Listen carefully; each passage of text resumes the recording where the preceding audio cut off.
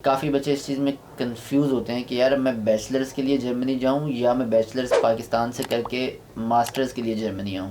आप क्या रिकमेंड करते हो कि बैचलर्स के लिए आना चाहिए या मास्टर्स के लिए आना चाहिए? अगर किसी के पास देखो, अगर तो किसी के पास चॉइस ही नहीं है, उसको अगर निकलना ही निकलना है बैचलर्स के लिए, तो उसके पास तो कोई चॉइस नहीं है, फिर तो आपको निकलना ही है बैचलर्स के लिए। सही बात है। लेकिन अगर आप इन दोनों चीज़ों में कंफ्यूज हो कि आप क्या करो, आपके पास दोनों ऑप्शंस अवेलेबल हैं, तो फिर उसमें आप क्या रिकमेंड करते हो? हाँ जी, अब इसमें अब एक तो जैसे आपने बात की कि एक कई लोगों की अप्रोच ये होती है कि बस मैंने एफएससी करके निकलना है।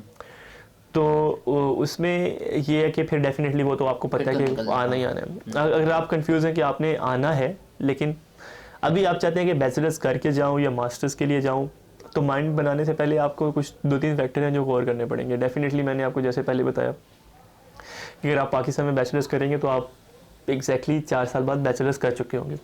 जर्मनी में जब आप आएंगे तो एक तो प्रोसीजर पे टाइम लगेगा, फिर आने के बाद भी डिग्री को वाइंड अप करते हुए थोड़ा टाइम लगता है, क्योंकि आपको फिर अपने हिसाब से चीज़ें देख के चलनी होती हैं।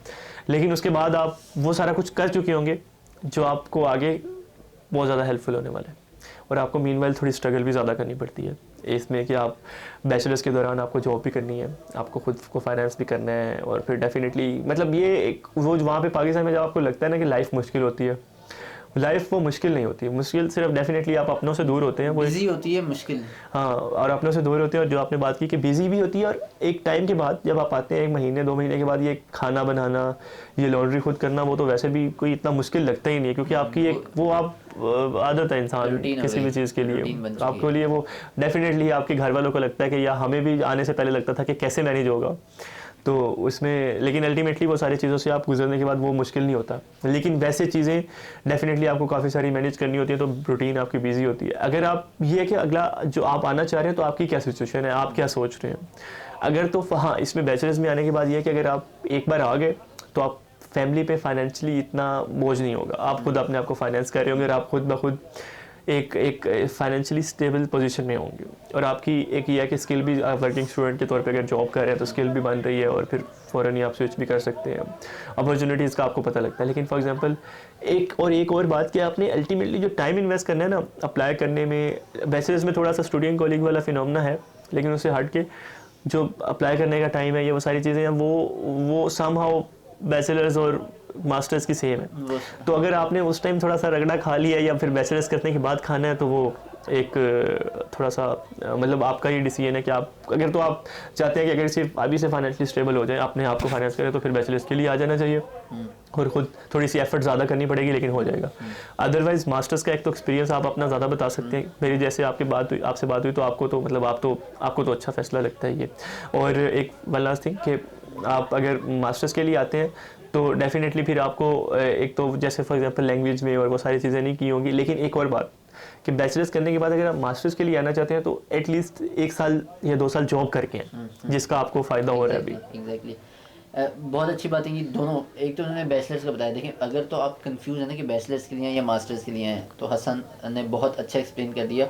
तो आपको देखनी है अपनी पोजीशन। अगर आप मास्टर्स के लिए आते हो तो ऑब्वियसली आपने बैचलर्स के पैसे अपने वालिदैन से लगवाने, क्योंकि पाकिस्तान में ऐसा कोई सीन नहीं है कि बच्चा अपने बैचलर्स के पैसे अपनी फ़ीस खुद दे रहा हो कमा करके, क्योंकि वो अपने वालिदैन से आपने लगवाने। आप फाइनेंशियली स्टेबल थोड़ा लेट होते हो अगर पाकिस्तान से बैचलर्स करते हो। पूरा अपने बैचलर्स करना है, फिर जॉब ढूंढनी है, और फिर आप फाइनेंशियली स्टेबल होते हो। जर्मनी में आप जैसे ही आप आओगे 5-6 महीने, ऑब्वियसली 6 महीने 7 महीने लग जाएंगे जॉब ढूंढने में अगर आपको मुश्किल होती है तो। उसके बाद लेकिन आप फाइनेंशियली स्टेबल हो सकते हो। आप अपनी डिग्री खुद फाइनेंस कर सकते हो, सब कुछ आप अपना खुद कर सकते हो, ठीक है। कुछ बच्चे ऐसा करते हैं कि बैचलर्स किया और क्वेश्चन आ रहे होते हैं कि यार 7 सेमेस्टर से ही क्या मैं 7 सेमेस्टर की ट्रांसक्रिप्ट अप्लाई कर सकता हूँ? तो भाई इतनी जल्दी क्या है कि बैचलर्स, तो फिर बैचलर्स ही यहाँ से कर लेते। अगर बैचलर पाकिस्तान से किया है तो फिर कम से कम 1-2 साल का एक्सपीरियंस लो, ताकि यहाँ पर आकर जब आप जॉब्स के लिए अप्लाई करो तो आप कह सको कि मैंने बैचलर्स भी किया हुआ है और ये मेरे एक्सपीरियंस भी है। उससे आपको जॉब जल्दी मिलती है। अब हमें भी जो जॉब मिली है वो अल्लाह का शुक्र है कि कुछ एक्सपीरियंस था, तो उसकी वजह से हमें वर्क स्टूडेंट की जॉब अपनी फील्ड की थोड़ी जल्दी मिल गई है। अब कुछ लोग ऐसे हैं यहाँ पर जो कि नई एक्सपीरियंस लेकर के आए हुए, उनको भी मिल जाएगी जॉब इंशाल्लाह, लेकिन वो ये है कि थोड़ा सा स्ट्रगल उनकी थोड़ी सी ज़्यादा है, क्योंकि उनको बिल्कुल इनिशियल से किसी कंपनी में जाना है। तो अब कंपनी के पास 2 ऑप्शंस हैं, एक एक्सपीरियंस वाला है और एक बिल्कुल ज़ीरो से है, तो वो ऑब्वियसली एक्सपीरियंस वाले को लेगा। उनकी थोड़ी स्ट्रगल ज़्यादा है। लेकिन डिसाइड खैर आपको ही करना है, प्रोज एंड कॉन्स आपके सामने रख दिए। बैचलर्स के लिए आओगे थोड़ा सा रगड़ा ज़्यादा है, लेकिन उससे ये है कि रगड़ा खा करके आप वो चीज़ें सीख जाओगे जो कि शायद मास्टर्स वाला इतनी आसानी से नहीं सीख जाएगा। आपकी लैंग्वेज अच्छी हो जाएगी, आप अच्छे से इंटीग्रेट हो सकते हो। बैचलर मास्टर्स के लिए आओगे तो ऑब्वियसली आपको यहाँ कर आकर फिर आपको अपनी लैंग्वेज सीखनी है, उसके लिए टाइम इतना नहीं मिल पाता।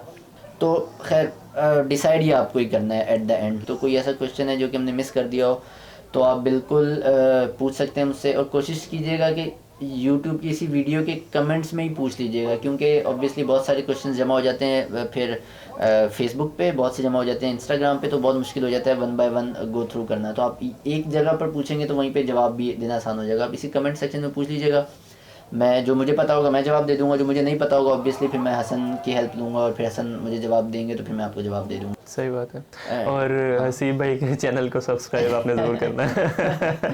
ये बहुत इम्पोर्टेंट है। Thank you so much.